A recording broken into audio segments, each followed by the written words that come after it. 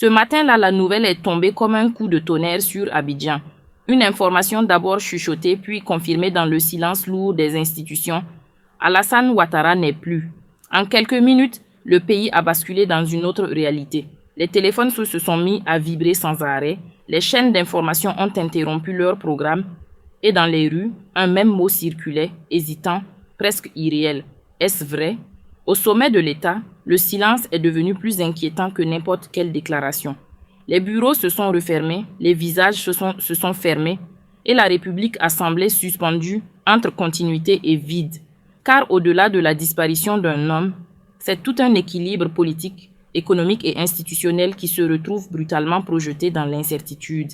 Et déjà, une question brûle toutes les lèvres sans que personne n'ose vraiment la formuler. Qui contrôle désormais la Côte d'Ivoire? Nous ouvrons ce direct avec une question simple.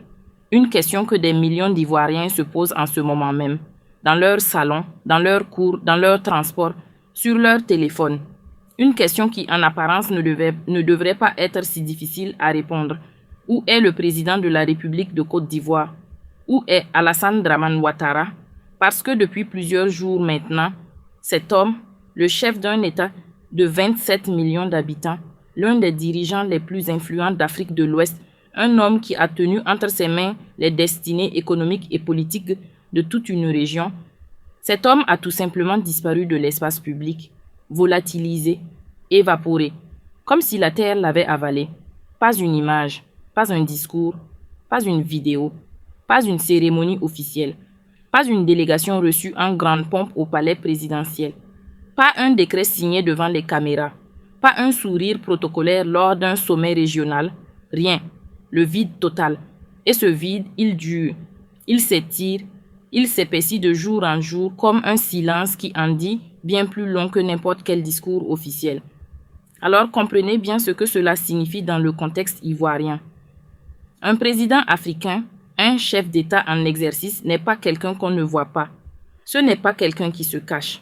Ce n'est pas quelqu'un qui disparaît sans raison, sans explication, sans même un communiqué de presse vague pour calmer les esprits. Un président, ça reçoit des ministres, ça signe des textes de loi, ça prononce des discours à la nation, ça apparaît sur la RTI, la télévision nationale, au moins pour assurer, pour montrer que la machine tourne, que le pays est entre des mains fermes et présentes. C'est le rituel du pouvoir. C'est la mise en scène indispensable de l'autorité. Et quand cette mise en scène s'arrête brutalement, sans avertissement, sans justification, le peuple sait, le peuple comprend. Même sans qu'on lui dise quoi que ce soit, il sait qu'il se passe quelque chose de grave. Et c'est exactement ce qui s'est produit. Les Ivoiriens ont remarqué, pas tous en même temps, pas de manière organisée. Ça a commencé doucement, comme toujours. Un commentaire ici, une question là. Tu as vu le président récemment? Il était où lors de la dernière cérémonie officielle? Pourquoi la présidence n'a rien publié depuis si longtemps? Des petites interrogations individuelles, presque anodines, presque timides. Le genre de questions qu'on pose à voix basse parce qu'on ne sait pas encore si on a le droit de les poser. Puis les choses ont changé de rythme. Parce qu'en Afrique, et en Côte d'Ivoire en particulier, il y a un outil qui a transformé radicalement le rapport entre le pouvoir et le peuple. Cet outil, c'est le téléphone portable, c'est WhatsApp, c'est Facebook, c'est TikTok, c'est YouTube. Ce sont ces millions de petits écrans lumineux qui brillent chaque soir dans les mains de chaque Ivoirien, qu'il soit à Abidjan, à Bouaké, à Korogo, à Man ou à Paris, à Bruxelles, à Montréal. Ces écrans qui ont cassé définitivement le monopole de l'information que les pouvoirs ont toujours cherché à conserver jalousement. Dans les groupes WhatsApp, les messages insistent ont commencé à circuler, d'abord entre proches, entre gens qui se connaissent et qui se font confiance. Puis, les cercles se sont élargis. Les informations ont commencé à migrer vers Facebook, où elles ont rencontré des audiences plus larges, plus diverses, plus réactives. Quelqu'un a partagé une observation, quelqu'un d'autre a confirmé, un troisième a ajouté un détail, un quatrième a posé une question encore plus précise. Et ainsi de suite, en quelques heures à peine, ce qui avait commencé comme un murmure discret dans un groupe privé de 10 personnes s'est transformé en un torrent d'interrogations publiques impossible à ignorer. Les rumeurs ont commencé à prendre forme. Certains affirmaient avoir des sources proches du palais, d'autres citaient des informations venues de l'étranger, de la diaspora bien informée. D'autres encore publiaient des audios, ces fameux messages vocaux qui circulent à toute vitesse sur WhatsApp et qui, en Afrique, ont souvent plus d'impact qu'un article de journal ou qu'un reportage télévisé. Des voix qui prétendaient savoir, des voix qui donnaient des détails, des dates, des lieux, des noms de médecins, des noms d'hôpitaux. La machine à rumeurs était lancée et elle tournait à plein régime alimentée par un carburant inépuisable, le silence officiel. Car c'est là le point absolument crucial que vous devez comprendre ce soir. Ce n'est pas le peuple ivoirien qui a créé cette crise d'information. Ce n'est pas la presse indépendante qui a fabriqué l'inquiétude. Ce n'est pas la diaspora qui a inventé le doute. C'est le pouvoir lui-même par son silence assourdissant, par son absence totale de communication, par son refus obstiné de simplement dire la vérité, qui a creusé le terreau dans lequel toutes ces rumeurs ont pu germer, pousser et s'épanouir. Quand les gens n'ont pas accès à la vérité, ils construisent leur propre vérité. C'est humain, c'est universel. Et les gouvernements qui choisissent le mensonge par omission ne devraient jamais s'étonner de ce qui en résulte. Imaginez un instant que la présidence ivoirienne ait simplement communiqué. Imaginez qu'un porte-parole soit apparu devant les caméras pour dire « Le président traverse une période de fatigue, il se repose, il sera de retour dans quelques jours. » Ce mensonge-là, même s'il n'était pas totalement convaincant, aurait peut-être suffi à calmer les esprits pendant un temps. Ça aurait donné quelque chose à quoi se raccrocher, une explication même incomplète, même bancale. Mais non, la présidence a choisi le silence absolu. Et ce silence, paradoxalement, a tout aggravé. Il a transformé une simple interrogation populaire en crise nationale d'information. Pendant ce temps, sur les réseaux sociaux, les publications se multipliaient à une vitesse vertigineuse. Des pages Facebook spécialisées dans l'actualité ivoirienne accumulaient des milliers de réactions en quelques heures. Des vidéos TikTok posant la question où est ADO enregistraient des centaines de milliers de vues. Des chaînes YouTube africaines, certaines basées à Abidjan, d'autres à Paris, d'autres encore à Montréal, commençaient à traiter le sujet, chacune avec son angle, ses sources, son niveau de détail. L'information, ou plutôt la recherche de l'information, était devenue virale. Et quand quelque chose devient viral en Afrique aujourd'hui, aucun gouvernement au monde n'a les outils pour l'arrêter complètement.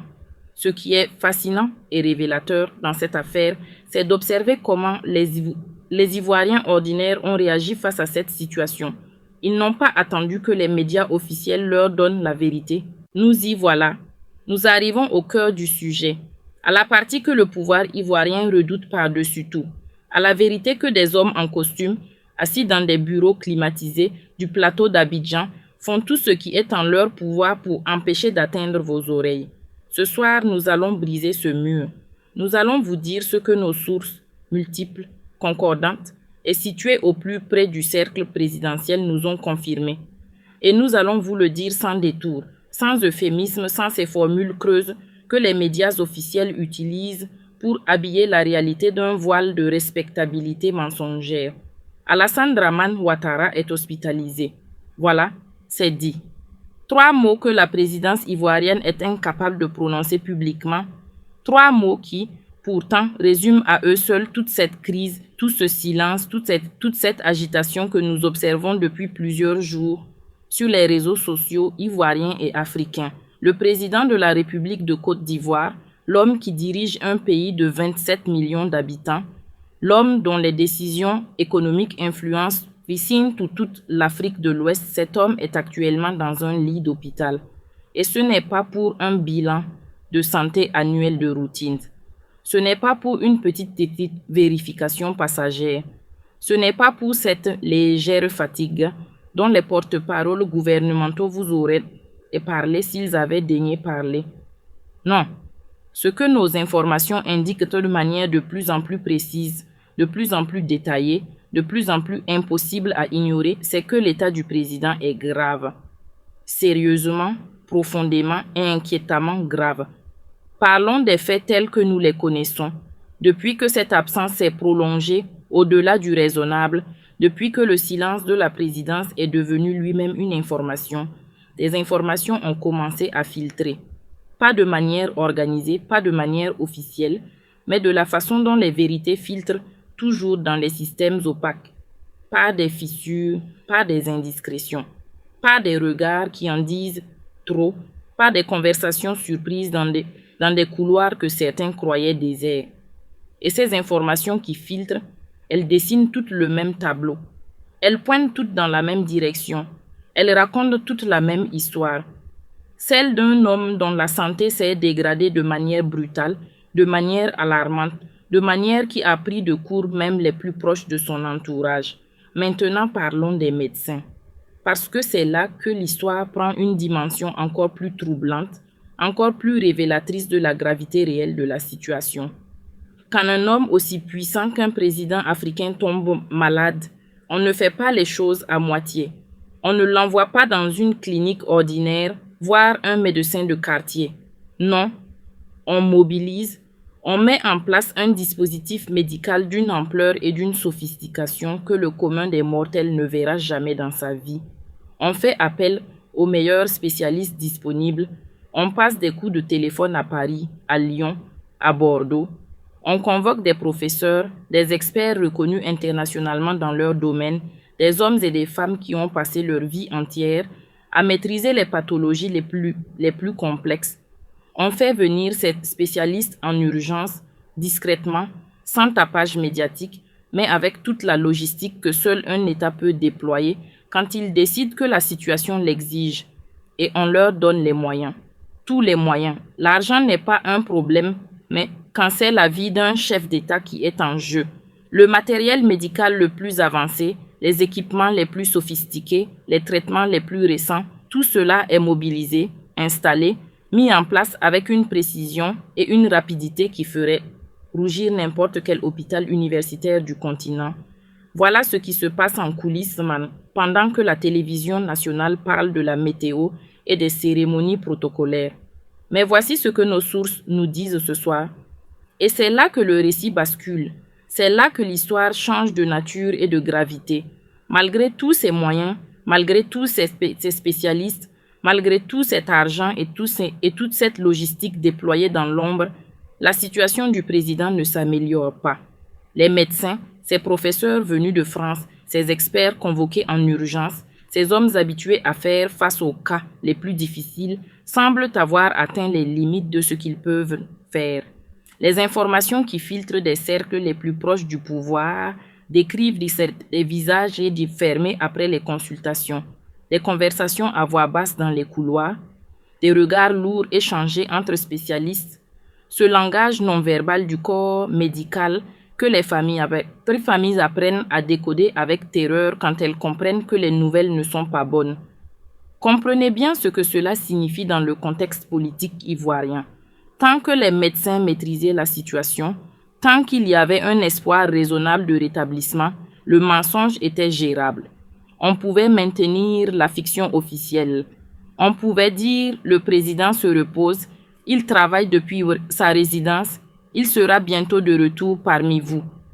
Ces petites phrases-là rassurantes, ces formules vides que les gouvernements africains ont élevées au rang d'art, suffisaient à tenir le peuple à distance de la vérité, à gagner du temps, à repousser l'échéance de la révélation. Mais quand même les meilleurs médecins du monde ne trouvaient-ils plus de solution, quand même le dispositif médical le plus sophistiqué atteint ses limites, ce mensonge-là devient extraordinairement difficile à tenir. Il se lézarde, il se craquelle, et chaque craquelure laisse passer un peu plus de lumière, un peu plus de vérité, un peu plus de cette réalité que le pouvoir fait tout pour étouffer. Imaginez la scène concrètement. Vous êtes ministre, vous faites partie du cercle rapproché du président. Vous avez accès à des informations que 99% des Ivoiriens n'ont pas. Vous savez ce qui se passe vraiment derrière ces murs. Vous avez peut-être même rendu visite au président dans cet hôpital. Vous avez vu de vos propres yeux l'état dans lequel il se trouve. Et chaque matin, vous devez vous lever, mettre votre costume, lisser votre cravate, monter dans votre voiture avec chauffeur et aller vous asseoir devant des caméras pour dire que tout va bien, que le pays est en bonne santé, que les institutions fonctionnent normalement, que le président suit les affaires de l'État avec attention et détermination. Chaque mot que vous prononcez est un mensonge. Chaque sourire que vous affichez est une trahison envers le peuple qui vous regarde. Et vous savez profondément que ce château de cartes va s'effondrer, que la question n'est pas de savoir si la vérité va éclater, mais quand et comment elle va le faire. Car voilà la leçon que l'histoire africaine nous enseigne avec une constance implacable. Omar Bongo au Gabon, gouvernant pendant 40 ans, mort dans une clinique espagnole pendant que son gouvernement gérait l'information au compte-gouttes. Gnassingbé Eyadema au Togo, décédé à bord d'un avion qui le transportait vers des soins à l'étranger, son décès annoncé avec un décalage troublant. Combien de chefs d'État africains sont morts loin de leur peuple, dans des chambres d'hôpitaux étrangers, aseptisés, pendant que leur gouvernement jurait sur tous les tons que tout allait bien? Combien de fois le peuple a-t-il appris la vérité brutalement, sans préparation, sans transition, balancé comme une bombe dans le quotidien d'une nation qui croyait encore aux mensonges officiels? Ce schéma se répète. Il se répète avec une régularité qui devrait faire honte aux dirigeants africains. Il se répète parce que ces dirigeants n'ont jamais appris ou n'ont jamais voulu apprendre que la transparence, même douloureuse, même difficile, est toujours préférable aux mensonges d'État.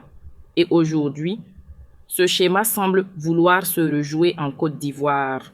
Un président absent, un gouvernement muet, des médecins dépassés et un peuple qu'on maintient délibérément dans l'ignorance, comme si les Ivoiriens n'avaient pas le droit de savoir ce qui se passe avec celui qu'ils ont élu, comme si la santé d'un chef d'État était une affaire privée, une question intime, un secret de famille qu'on protège derrière des murs et des gardes du corps.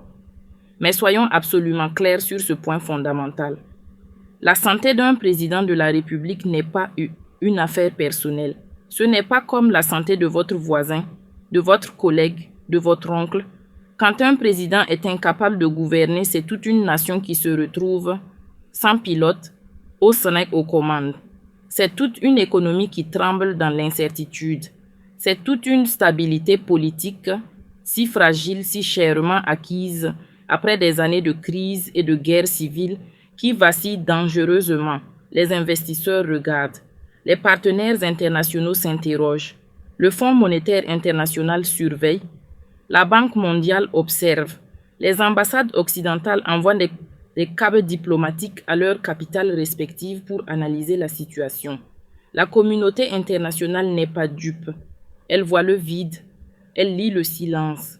Et pendant ce temps, le peuple ivoirien, lui, attend dans le noir, privé de la vérité qui lui appartient de droit, maintenu dans une ignorance orchestrée par un pouvoir qui a choisi le contrôle sur la transparence, le mensonge sur la dignité, la peur sur la confiance. Ce soir, nous vous disons ce que les médecins savent et ce que le pouvoir refuse d'admettre. La situation est grave. Elle dure, elle s'aggrave, et la Côte d'Ivoire mérite mieux que ce silence honteux. Elle mérite la vérité, toute la vérité, maintenant.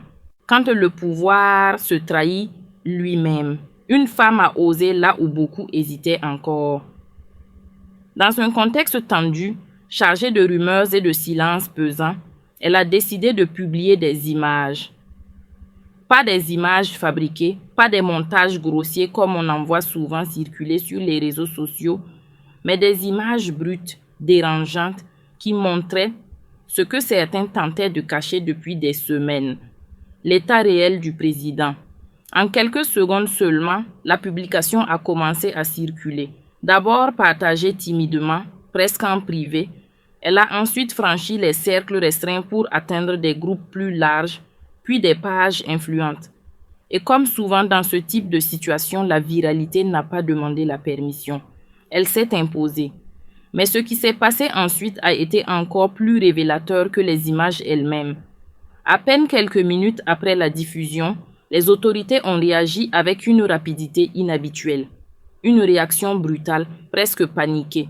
La femme a été localisée, interpellée, arrêtée sans délai. Pas de communication officielle claire, pas d'explication transparente, seulement un silence accompagné d'un acte fort. La réduire au silence. Et c'est précisément à cet instant que tout a basculé. Parce que dans l'esprit collectif, une question s'est imposée. Pourquoi une telle précipitation? Pourquoi une telle fermeté pour une simple publication si celle-ci ne contenait rien de compromettant? Le pouvoir, en voulant étouffer l'affaire, venait sans le vouloir de lui donner une ampleur encore plus grande. C'est une mécanique presque universelle. Plus on tente de cacher, plus on attire l'attention. Et ici, le signal envoyé était clair, presque trop clair. On n'arrête pas quelqu'un pour avoir montré un homme en parfaite santé. On ne mobilise pas des moyens sécuritaires pour une image anodine. Chaque geste posé par les autorités a été interprété, disséqué, analysé par une population déjà méfiante. Chaque arrestation est devenue un aveu implicite. Chaque contenu supprimé s'est transformé en preuve indirecte. Très rapidement, les internautes ont compris. Avant même que les plateformes ne puissent supprimer les publications originales, les images avaient déjà été sauvegardées, capturées, copiées, téléchargées, archivées. Dans l'ère numérique actuelle, une information ne disparaît jamais complètement. Elle se transforme, elle circule autrement, elle trouve d'autres chemins. Et c'est exactement ce qui s'est produit.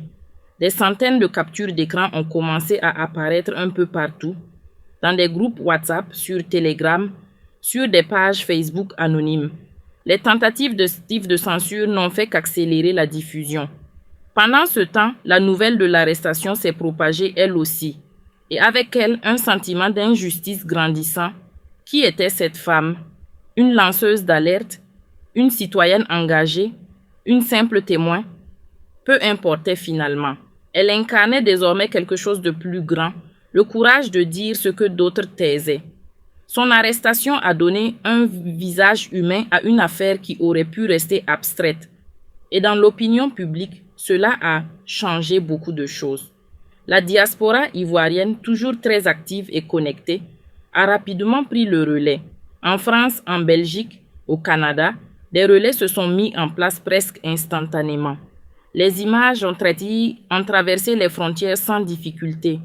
Des vidéos explicatives ont commencé à apparaître, des directs, des analyses, des témoignages. Là où le contrôle local pouvait encore s'exercer, l'international devenait un espace impossible à verrouiller totalement. Et c'est là que le secret a commencé à se fissurer de manière irréversible. Plus les autorités tentaient de contenir la situation, plus celle-ci leur échappait. Des comptes étaient supprimés, mais d'autres apparaissaient aussitôt. Des publications disparaissaient, mais réapparaissaient ailleurs, souvent accompagnées de commentaires encore plus critiques. La stratégie du silence et de la répression montrait ses limites. Pire encore, elle alimentait une méfiance profonde. Le doute s'installait durablement dans les esprits. Et dans ce type de contexte, le doute est souvent plus puissant que n'importe quelle preuve. Dans les rues, dans les discussions privées, dans les marchés, dans les transports, le sujet était sur toutes les lèvres. Les gens ne parlaient pas forcément ouvertement, mais ils échangeaient, ils questionnaient, ils recoupaient les informations. L'affaire dépassait largement la simple publication initiale. Elle devenait un symbole, celui d'un pouvoir qui, en cherchant à se protéger, révélait ses propres failles, celui d'un système où la vérité semblait devoir être contrôlée plutôt que partagée. Et pendant ce temps, la femme arrêtée restait silencieuse, ou plutôt réduite au silence. Son absence de parole devenait elle-même une forme de message, parce que dans ce vide, chacun projetait ses propres interprétations. Était-elle détenue arbitrairement? Subissait-elle des pressions? Était-elle seule? Autant de questions sans réponse qui renforçaient encore le sentiment d'opacité. L'ironie de la situation était frappante. Ce qui devait être une opération rapide pour étouffer une information s'était transformé en crise de confiance. Ce qui devait rester une publication isolée était devenu un sujet national puis international. Le pouvoir, en agissant vite, avait agi trop fort. Et en agissant trop fort, il avait laissé apparaître quelque chose qu'il aurait peut-être pu contenir autrement, la peur de la vérité. Car au fond, c'est bien de cela qu'il s'agit. La peur que certaines images puissent déclencher des réactions incontrôlables. La peur que la réalité, une fois exposé, ne puisse plus être nié. La peur que le récit officiel soit remis en question. Et dans un monde hyper connecté, cette peur devient difficile à gérer parce que l'information ne circule plus de manière verticale. Elle se diffuse de manière horizontale, imprévisible, incontrôlable. Ainsi, l'arrestation de cette femme n'a pas seulement été un acte répressif. Elle a été un tournant, un moment où le rapport de force entre le contrôle et la diffusion s'est inversé, un moment où le pouvoir, en voulant imposer le silence, a involontairement amplifié le bruit. Et ce bruit, désormais, ne peut plus être ignoré. Et maintenant, la question que personne n'ose poser à voix haute, mais qui circule dans tous les cercles fermés, dans les bureaux climatisés comme dans les maquis populaires, dans les discussions feutrées des diplomates comme dans les murmures des marchés. Que se passe-t-il si le centre de gravité du pouvoir ivoirien vacille soudainement? Si le sommet de l'État se vide brutalement de sa présence? Si celui qui incarne la continuité institutionnelle n'est plus en mesure d'assurer la transition? La constitution froide et mécanique répond sans trembler. Le vice-président prend traîne les rênes. Une succession automatique, presque mathématique, comme si la politique pouvait être réduite à une équation stable. Mais un pays, lui, n'est jamais une équation. C'est une mémoire, une tension, une accumulation de blessures anciennes qui n'attendent qu'une étincelle pour se réveiller. Le vice-président, un technocrate, un homme de dossiers, de chiffres, de rapports économiques, de tableaux Excel et de projections macroéconomiques. Un homme que les institutions connaissent, que les bailleurs saluent, que les rapports internationaux citent avec respect. Mais dans les rues d'Abidjan, dans les villages de l'intérieur, dans les quartiers bébés populaires, son visage n'a pas encore été adopté par l'imaginaire collectif. Il est une fonction avant d'être un symbole. Et dans les moments de bascule, ce sont les symboles qui gouvernent les peuples, pas les fonctions. Autour de lui, déjà, les lignes se tendent sans bruit, comme une mer avant la tempête. La surface reste calme, mais les profondeurs s'agitent. Les ambitions longtemps contenues commencent à respirer à nouveau. Dans l'ombre, les anciens acteurs politiques observent. Guillaume Soro, depuis son exil, continue d'exister politiquement comme une idée plus que comme une présence. Ses partisans, dispersés mais non disparus, scrutent chaque fissure du système, chaque hésitation du pouvoir, chaque silence prolongé des institutions. Pour eux, chaque instabilité est une fenêtre, chaque transition une opportunité. Laurent Gbagbo, lui, n'a jamais vraiment quitté la scène mentale du pays. Même lorsqu'il se tait, son silence est interprété, analysé, redouté ou espéré selon les camps. Il incarne une mémoire politique, celle des fractures anciennes, des passions nationales, des moments où la Côte d'Ivoire s'est déjà tenue au bord du gouffre. Son nom à lui seul réactive des souvenirs que beaucoup auraient préféré laisser dormir. Le PDCI, de son côté, avance avec prudence, mais aussi avec calcul. Dans chaque parti, les ambitions internes se réveillent dès que le sommet tremble. Les héritiers se multiplient quand le trône semble accessible. Les alliances se redessinent dans les coulisses, les promesses circulent, les fidélités se négocient. Rien n'est encore visible officiellement, mais tout existe déjà dans les conversations privées. Et puis, il y a l'armée.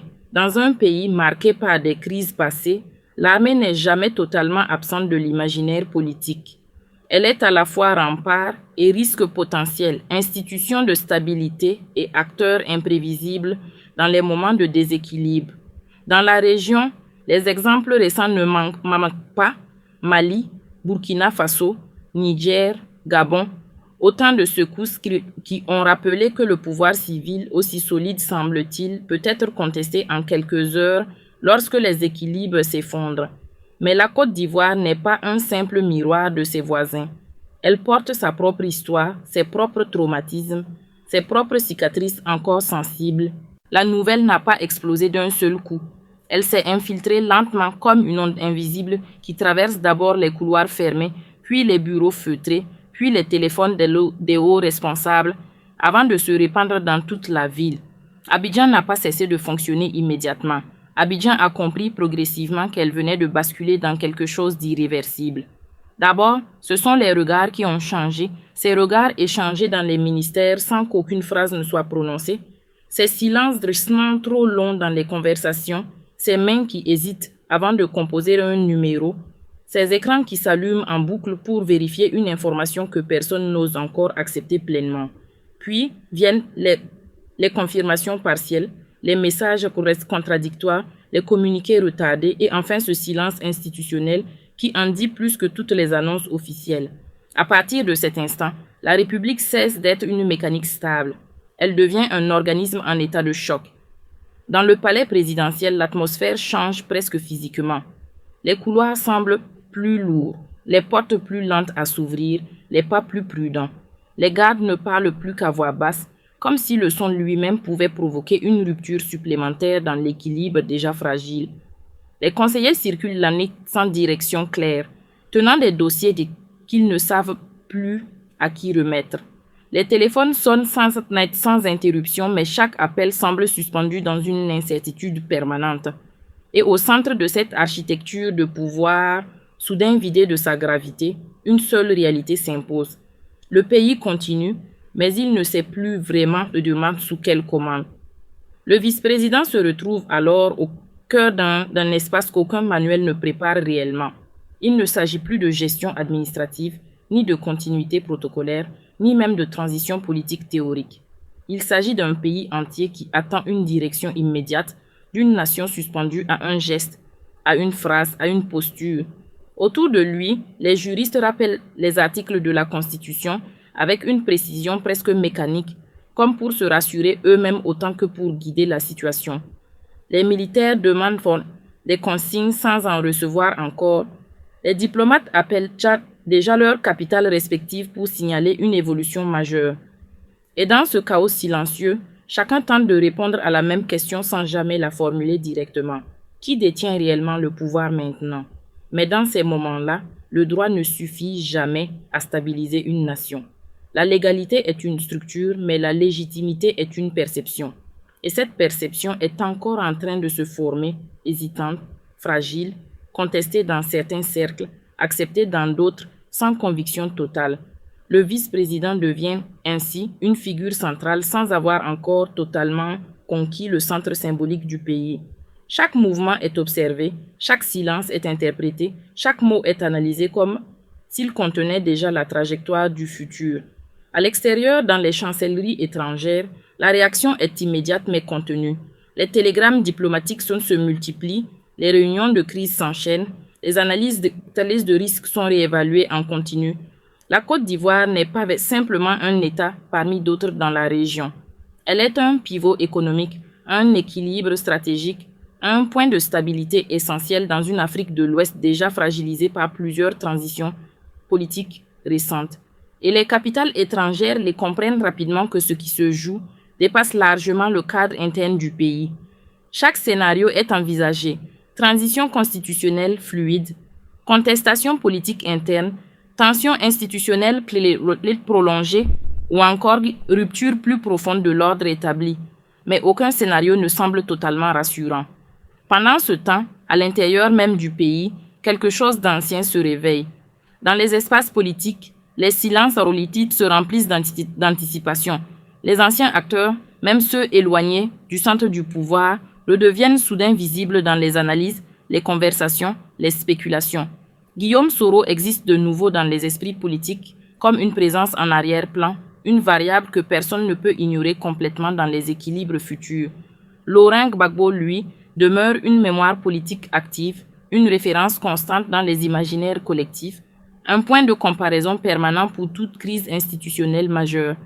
Le PDCI observe à juste calcul, conscient que chaque période de transition ouvre des espaces que les structures politiques tentent immédiatement de contrôler. Dans les exils, dans les résidences discrètes, dans les réseaux politiques invisibles, les téléphones sécurisés s'activent. Les discussions reprennent main avec une intensité nouvelle. Rien n'est encore public, mais tout est déjà en mouvement. Les alliances potentielles se dessinent, les stratégies se réévaluent, les scénarios se construisent dans le secret. car dans toute crise de pouvoir, ce qui est visible n'est que la surface d'un ensemble de décisions déjà en cours dans l'ombre. L'armée, de son côté, entre dans une phase d'écoute totale. Les casernes restent calmes en apparence, mais la tension est réelle. Les communications internes sont renforcées, les ordres attendus, les hiérarchies observées avec une attention redoublée. Officiellement, la neutralité institutionnelle est maintenue, mais dans les esprits, les questions circulent déjà. Comment protéger la stabilité sans interférer dans le processus constitutionnel? Comment réagir si la situation politique se fragilise davantage? Et surtout, comment éviter que le pays ne glisse vers une répétition des crises au passé ou des scénarios observés ailleurs dans la région récemment? Car nul n'ignore les exemples voisins. Les transitions militaires dans certains pays de la région ont laissé une empreinte mentale forte sur les institutions ivoiriennes. Elles servent à la fois d'avertissement et de référence indirecte. Mais la Côte d'Ivoire porte sa propre histoire, ses propres fractures, ses propres traumatismes encore présents dans la mémoire collective. Elle sait ce que signifie une crise prolongée, elle sait ce que représente une rupture de l'ordre civil, elle sait aussi combien il est difficile de reconstruire une confiance nationale une fois celle-ci brisée. Dans les quartiers d'Abidjan, la réaction est différente, mais tout aussi profonde.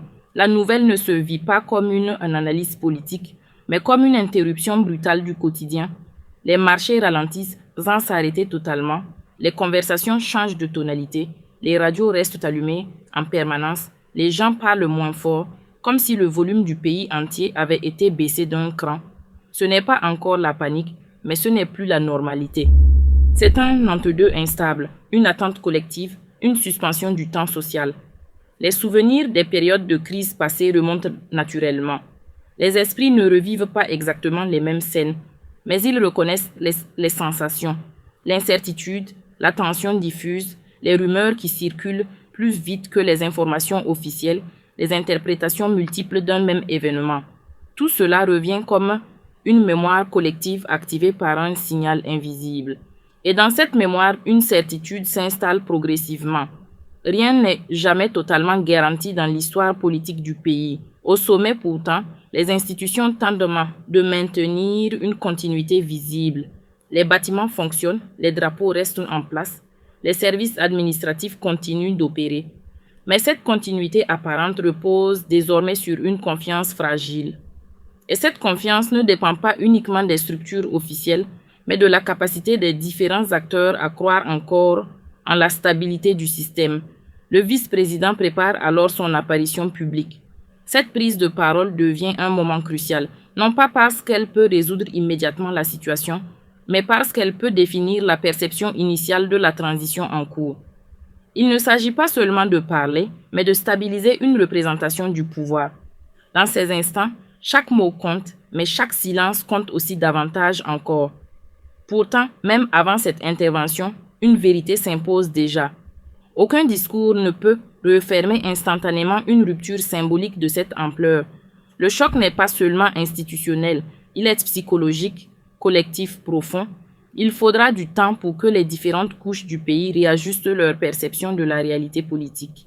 Et dans ce temps suspendu, une question traverse silencieusement tous les niveaux de la société, des bureaux du pouvoir aux rues populaires, des chancelleries aux casernes, des marchés aux salons privés. S'agit-il d'une transition encadrée par les institutions ou du début d'un basculement plus profond encore dont personne ne maîtrise totalement la trajectoire? Aucune réponse ne vient encore.